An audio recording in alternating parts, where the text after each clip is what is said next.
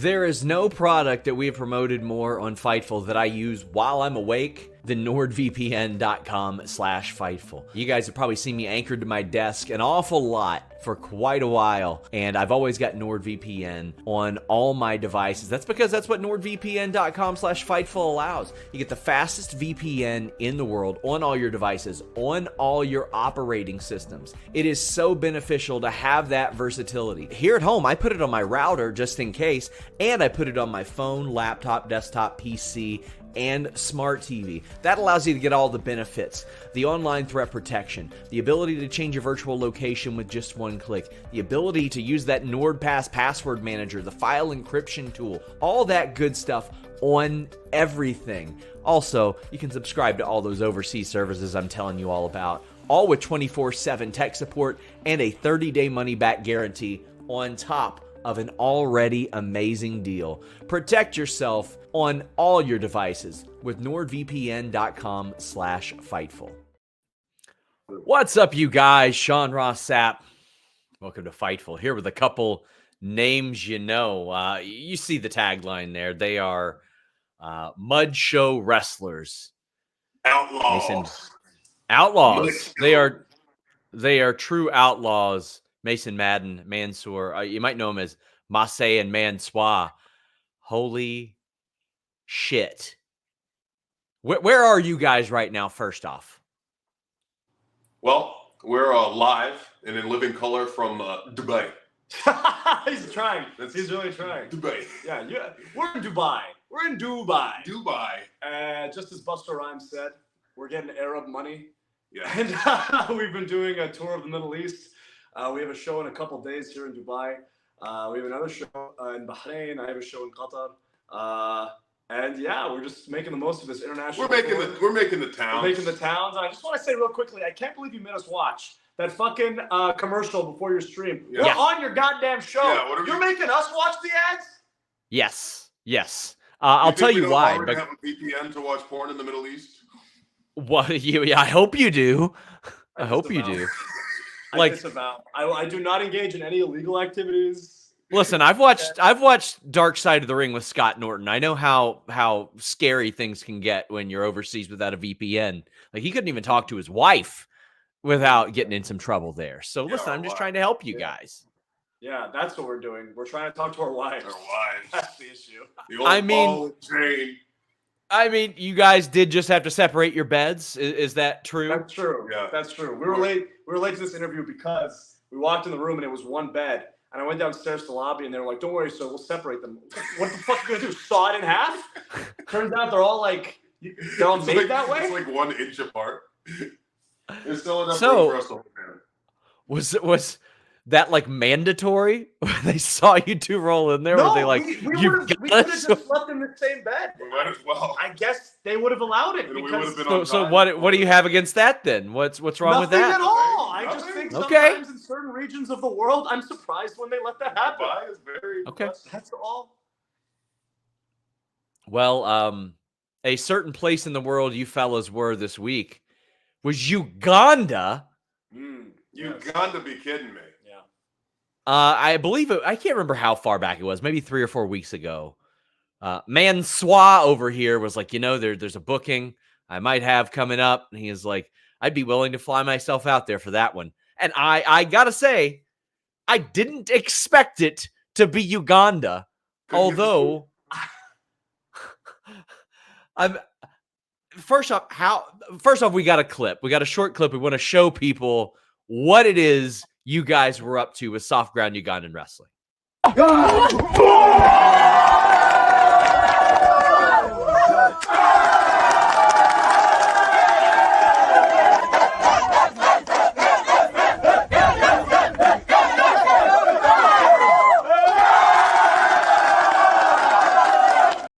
Could never. Oh, hey. Hopefully Lord White doesn't copyright claim me. If Lord White copyright claims me, so help me God. He'll take you down. He has an army of his white boys. Yeah. He does. You. That was our idea, by the way. We booked the whole thing. We booked that. Down to the piss. Give us Booker of the Year. Yeah. Okay? That looks like the most... We're going to add it to our collection of Observer Awards. I will add this to my collection. That looks like sincerely the most fun I have ever seen in my entire life. And I mean, those guys have. I mean, it got to the point to where I told our Fightful team a few months ago, I was like, we got to cover them. Like, there's no reason for us not to now. They do traffic. People love Softground Ugandan Wrestling. At what point were you like, hell yeah, we're going to go do this? Well, we were doing this tour of the Middle East, and I figured, Mansoor is showing me his part of the world. I think it's time for me to show him my part of the world, Africa. That's right. Back to the motherland. That's right. Oh, we are the nation of domination. No, legit. We kind of made contact with them because I think I retweeted one of their videos. Somebody contacted me and said, "Hey, if you ever want to do anything with us, we'd love to, have some co-promotion or something." And I was like, "Yeah, sure." And this Middle East trip came up, and we don't know geography, so we were like, "Yeah, we'll be right by Uganda." It was one of those things where we knew we were going to the Middle East, and I remember Brennan was like, or Mason was like, "What if we went to that Ugandan Fed?" And we all just kind of laughed. And then we were like, "But what if we did? Yeah, what if we actually did? Because we're never, ever going to be this close. And it's not that close, but it's certainly a lot closer than Orlando, Florida, or wherever the fuck we're going to go." So this is like the movie. It's like the movie Euro Trip, where they're like, "Oh yeah, Europe's the size of a shopping mall. It's okay. Yeah, like we can get there." The rest of the world is way smaller than the United States. That's right. That's right. You can fit the entire continent of Africa in three Texases. Yeah. That is not accurate geographical information, just so you guys know. For kids watching at home. Okay, we're not geography teachers. What are you, a what the freaking fuck do doctor? you want from us? We give each other brain damage and ourselves. All right, that's what we do for a job. I just wrestled in mud. Do you want to know? What my geographical knowledge? If we had options educationally, we wouldn't be wrestling in dirt. Okay. Well, you did wrestle in dirt, and one of the things I liked was when you guys slammed Lord White. One of the Ugandan fellas did it very softly, and you guys are like, "Nah, not us." So, that was actually his first bump ever. Yeah, he had just been a personality, a manager type of character in SGW. I mean, he's actually a thespian. No, he is a thespian. Yeah, that's right. He's in a local, or he's in the biggest Ugandan theater troupe. Mm-hmm. So he would travel Uganda acting in these plays in front of thousands and thousands of people. He usually plays the evil white man. I love that he's their Dario Cueto from Lucha Underground. Yeah. Well, you have to understand that, it's very difficult to be a minority. And Lord White, of course, is a minority. But he is it's good for his career because he can be typecast in all these roles, as he does play a very good colonizing force. I mean, when it comes to British people, there are seldom few, more British than Lord White. The man has a very snooty air about him.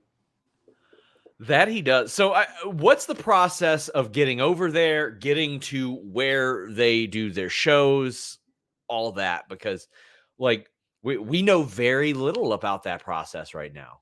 Well, if we knew the process of getting over, we wouldn't have gotten fired from the Fed. But the process of getting over there, it's so what? What did we do? We contacted Bombash. Yes, we contacted Bombash Daniel, who basically told us what we needed to do. I mean, we had to get ourselves there. Obviously, we were not going to expect payment from Softground Wrestling. I mean, these kids a lot of them are orphans. That's what we realized when we actually started the process of doing it, is that they are shoot orphans. They're shoot orphans. I thought that's just what they called their superstars. No, a lot of them are actually orphans, and they don't have the means or resources to bring anybody over from anywhere. So we said, we'll cover it. We'll come. And all we ask is that we do a video with your guys, and we teach the orphans some things and just make a good moment out of it. And we always kind of had the plan to do a stream. We're doing a stream on May 6th. We call it the Achieve the Dream stream, to raise money and funds for Softground Wrestling so they continue to do what they do. But basically what we did is we flew from the capital city of Saudi Arabia, Riyadh, where a lot of WWE shows were that I was a part of. But it's actually Mason's first time in Saudi Arabia, so I took him to my childhood home. I lived in an apartment. Yes, he lived in a dusty old apartment. Because he wasn't allowed to stay with me because I have women in my family and they don't want a strange man. Oh my God. He was stranded in the middle of a city he's never been, with no connection, in some dusty old He called it a crack house. The Saudi Arabian crack house. And we had a little bit of time to explore the city, but eventually we flew to Entebbe in Uganda, which is right on the edge of Lake Victoria, the beginning of the River Nile. Absolutely beautiful part of the world. It's the largest lake in Africa. We literally got off the plane, and the head of SGW Bumbash took us right to a beach like a minute away where people are barbecuing and grilling and swimming on the beach of the lake. And the drive to Makono, which is the village where Softground Wrestling is held, was like a 2-hour drive. It's near Kampala. And it's not actually that far. It's actually just because the roads off of they have one main highway in Tebe. And after you get off that, you're kind of just going through village dirt roads. Yeah. And they're like one-way roads where it's like an elegant dance of a million bikes, motorcycles that are carrying everybody to and from work, and a bunch of cars, and they're just dodging each other at like 40 miles per hour. Mm-hmm. That is so. I mean, you guys get there, and I mean it's quite literally them. You guys are wrestling on dirt, and I mean I know that some moves have been made towards contributing to perhaps getting them a ring and all that. But I mean I think so much of the charm is like they're out there for love of the game. Exactly. I literally, Brennan kept saying, he said, if they go to a ring, that's like when TNA went to 4 sides. Yeah. Okay? You're sucking out the identity. Now, that being said, I want the kids to be as safe as possible. But I'm not convinced that a ring is any safer because we bumped on that dirt. And it's not that bad. So to explain what they do, it's actually really fascinating because you would never, like, I don't know how they came up with this idea, but they basically wet the soil. They find like a good patch of land and they wet it. And then they till it with a hoe. And they kind of break it up so that it's about, like, what did you say, like 2 inches of broken soil? Uh-huh. And that dirt is legit soft for at least the length of one match. Yeah. It kind of gets packed back down over the course of walking all over it. But like the first bumps when it's a freshly tilled soft ground wrestling ring is really quite comfortable. Yeah. I would say the only thing that they're missing, I think, is they could have a little bit more stable ropes, maybe some kind of cable. Because right now I think it's just twine. And these boys, like, they really want to do springboards and shit. So we need to get them some real rope. But yeah, that's the thing. Like constructing something like that when the ground is literally soft around something can be very, very difficult because if you're jumping off the ropes, hitting the ropes or anything like that. I think it would be awesome if it had legit steel posts and cable ropes and just on dirt. Just play the ground.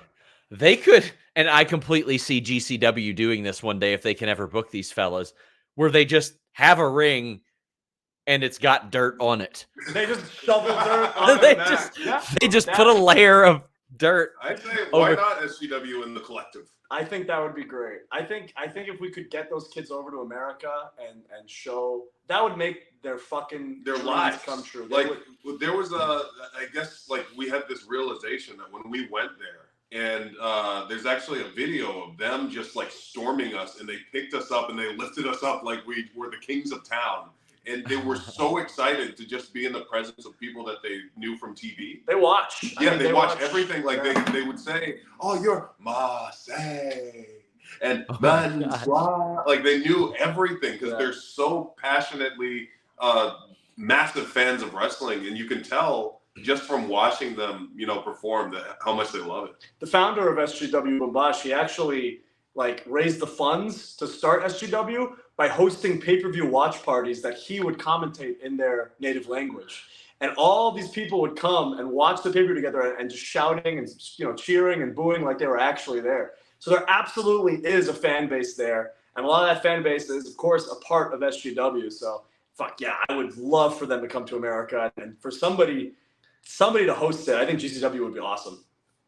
I think they are some, like what they do, it's something that almost everybody can identify with. Like if you grew up a wrestling fan, you wrestled in your living room, in your backyard, on a trampoline, on somewhere, and they took it to such a different extreme where you don't see a lot of we're quite literally going to wrestle in the dirt because that's what we got type of thing. And again, that there's so much charm and passion there, and you can tell they understand the entertainment element of this and like the crowd reaction and all that stuff. How I can't believe I'm about to ask this. how much did that differ from the television products in which you perform on a regular basis? Because needless to say, little bit different. Well, the African audience isn't looking down at their phones. They're locked in on the action in the ring. They're taking it very seriously. They bring so many more signs. Yeah, the American audience kind of takes for granted the magic that's going on right in front of them. They were fully invested from jump. That's right. And after our match, we didn't see a bunch of comments on Cage Match rating our match. It was just people enjoying it, living it in the moment. And that's what I really appreciate. I would say, honestly, John, there was not that much of a difference. Let me tell you why. A regular TV day, what would we do? Not be booked. So what would we do? We would go to the door of our boss, whether it was Vince or Hunter. We'd knock on the door, we'd come in, we'd pitch an angle. And most likely they would say, that sounds great. And then it wouldn't happen. Well, what did we do in Makono, Uganda? We went into the office of Bumbash and we pitched him an angle. We said, we need the top heel of this promotion. We need Lord White to be putting the beat down on a young rising star that you want to make. Because the priority number one for our trip to Softground Wrestling was to put over Cool Man. Yeah. We wanted Cool Man to look like a star. So what did we do? We slotted him into this mystery angle of who pissed on Lord White's grave. As everybody knows, Lord White was brutally killed by a one-man army. Yes, he was. Like a dog, Muammar Gaddafi. Like a dog in the desert, he was put down, but rose from the grave after a cascade of urine fell upon his grave. But nobody knew who pissed. No. The pisser was unknown, and it was actually it was like a piss Easter, and the Lord had risen. Yes, in a way. It was a peaster, which is not to be confused with the lore of the Softground wrestlers killing Jesus. Yes, they also did that video. I don't know if you saw that one. I missed that one. But it actually was Shoot Cool Man who pissed on his grave, wasn't it? Well, they had him in the video, but they hadn't decided who was going to be the pisser. Much like Vince McMahon in Retribution, they didn't know where they were going with this angle. Yeah. So on that day, we decided, let's put over Cool Man. We're going to give Lord White a new stable. We're going to get a couple of young, unused talent, and we're going to make them the White Boys. And we're gonna make them look really strong. It was very exciting because like Bumbash, the founder, who's also basically the booker, we were like, who can we get to be the White Boys? And he was like, well, I think it should be, talent who haven't debuted yet. And he just looked around the ring and he went, you, and you.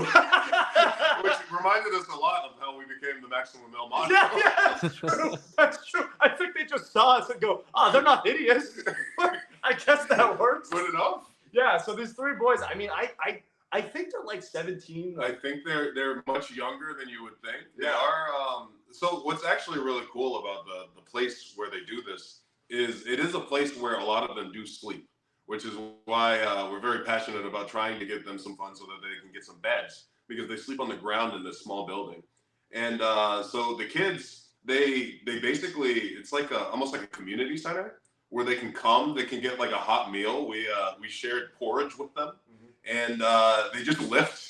Like they lift weights. They're just hanging out outside while we're booking this angle. I look out the window and it's just like 100 orphans just pumping fucking iron. Like, yeah. Pumping iron and calling spots. Yeah, that's right. They're calling spots and pumping iron. And I will say that, not to expose the business, but it still is a little like TV because we did run rehearsals earlier in the day. Okay. But they also, they have like this culture of do everything for real.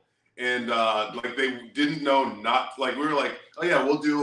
Mansoor was like, I'll give you an atomic and then do a spine buster. And every time we walked through it, one of them would just throw themselves into the ground. Yeah, it's like a huge no! And I literally caught him and prevented him from bumping. And I was saying, you don't have to do this. Save yourself. You're young. You're young. You still have your body. Why Listen, you guys, you all are the old heads now. You're like, they're out there killing themselves with these bumps.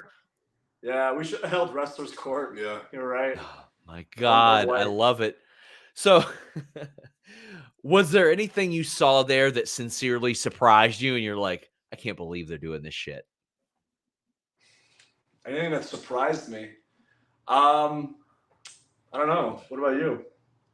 Well, for one, I was actually outside of a man getting pissed on at one point. Well, no, that's our bread and butter. We were in WWE when there was a piss angle with in the ring. Jeff Hardy Jeff Hardy threw piss on Sheamus, and by the way, one of the only angles for Vince to ever come to the ring for in rehearsals. There were two angles that Vince came out of the catacombs for. It was for the piss angle and for the model walk. For the Maximum Male Model debut. Those are the only two segments that Vince ever personally directed in the rehearsals. Oh, no. So, I think it was just the sense of community that they had there. For kids that don't have parents, for kids that don't have families, they really are, and I think Mansoor said as much, this Softground Wrestling is their family. And you could tell, like, they had, watching them interact with each other, they're like, there's like 100 brothers and sisters. You could see, like, the older brothers were picking on some of the younger kids. Yeah, they were. There were, like, some older sister types that were, like, giggling in the corner. Yeah. And it's just, like, it's like a whole community, and they had so much fun doing it, and it reached through. I'll say something is, because we took pictures with all of them, and something I was surprised about to your question is a lot of them have their own gimmicks that they came up with, and they're really passionate about pushing. And they all have poses. Yeah, they have poses. Like, some guy came up to us and was like this or something, or was there's a guy who wears arm sleeves like Jeff Hardy, and he does like that. A lot of it is just what they saw on TV, but slightly tweaked to be their own, and it's fucking adorable. Like, it's these kids who just want more than anything to do this, getting absolutely nothing in return. And the fact that a guy like Bombash can bring them all together, film it, put it on the internet, and show them that they got like more than 5 million views 5 million combined. views on the two videos. I was going to say that you guys did 2 videos that did over 2.5 million views each just on Twitter. That doesn't even include like whoever's pirated this on like Facebook, Pirated? YouTube. Pirated Softground? Watching it on Buddy, they will pirate anything. The clout vampires will pirate it all for sure. Did you guys anticipate the reaction being that strong? Because, I mean, I think you guys knew that going over there was obviously going to create some sort of buzz. But, I mean, this was just – it was insane, the level of attention and praise that it got. I said to Brennan, I'd be happy with 1 million. I hope we can get 1 million out of this. I was like, please, let's get 1 million. And, once it hit 2, I was like, holy shit, like, this is really – and I knew that it was getting a lot of eyes on it when I started getting DMs from like people in the business, like wrestlers who are not just on the indies, but signed, texting and messaging us saying, holy shit, this is awesome. Like, we saw this, like we were talking about this in the locker room. I was getting texts from people who aren't even in the business, not even related to wrestling, because I think Softground has kind of broken out of the wrestling bubble in a way, so that people were like, oh, like people were shocked. Like they were, because the idea, we kept it all very under wraps because we wanted people to be legitimately shocked tuning into the next Softground video, then all of a sudden, boom, MxM is there. Yeah. And I think it worked exactly as we wanted to. We even kayfabe like our best friends. Like, we have a group chat of wrestlers, and once that video, they didn't know we were in Uganda. They had no fucking clue. So that was a really, really cool moment. You guys found the one territory where you could do a surprise by taping something. Like, that's right. Everything else gets out. He edited it that day. Before we left Uganda, we were in the airport, that video came out. Yeah. Before we took off the ground, that video was out. So how long were you there from the time you landed to the time you left? Like 24 hours. 24 hours. Yeah, we ended up getting stuck at the airport for a little bit, and it was kind of a nightmare trip. It was brutal.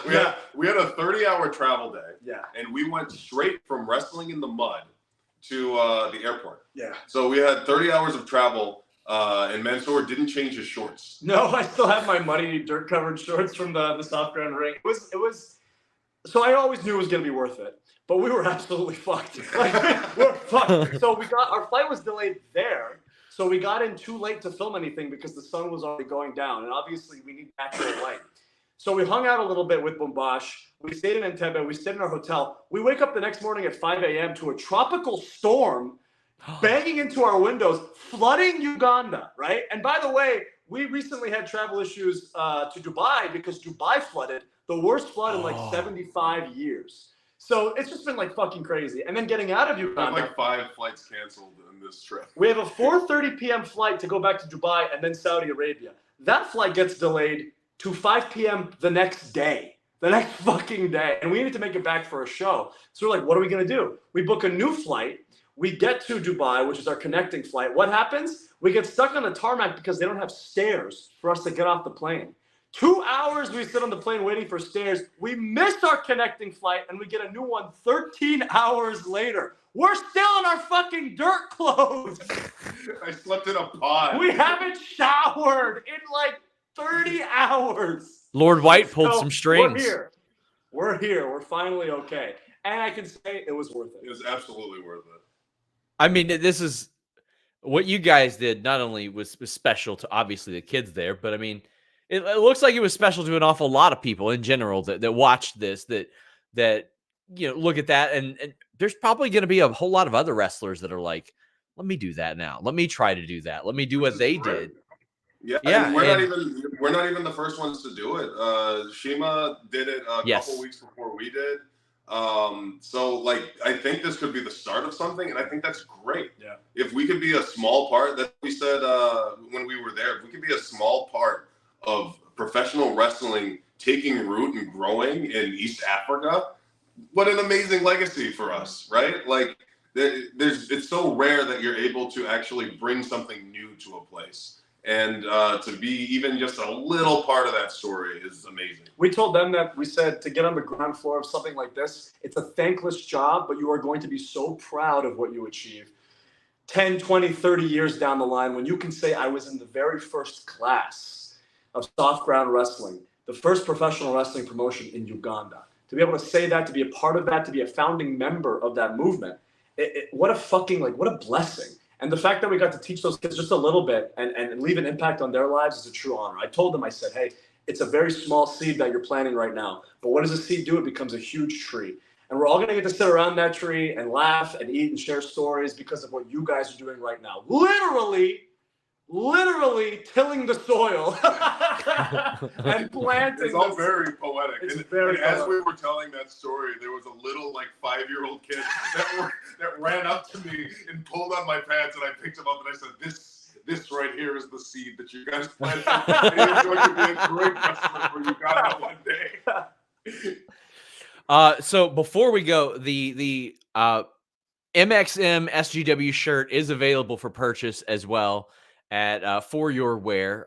And I mean, I fucking love it. It is speaking about charming. I love it. It's so perfect. So Mason not only made the MxM X SGW shirt, little known fact, he also designed the Retribution logo. I did. That was on WWE merchandise. So when I'm done taking bumps and getting concussions, please hire me as a graphic designer. Yeah. There we go. We have that t-shirt out on foryourwear.com.